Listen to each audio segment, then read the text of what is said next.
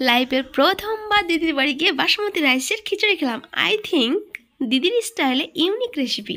So ভিডিওটি skip না করে শেষ পর্যন্ত দেখার রিকোয়েস্ট রইল। এনিওয়ে তোমরা দেখছো look my kitchen room. Already basmati rice and কলাই ডাল ধুয়ে জল ঝরিয়ে রেখেছে। গ্যাসের চুলায় বিরিয়ানি পট বসিয়ে তাতেই সানফ্লাওয়ার অয়েল অ্যান্ড ঘি অ্যাড করেছে। সেই সঙ্গে অ্যাড করেছে তেজপাতা, সাজিরা, কালো গোলমরিচ অ্যান্ড বড় এলাচ, ছোট এলাচ আর দারুচিনি। নেক্সট পর্যায়ে অ্যাড করা হয়েছে আদা রসুন পেস্ট।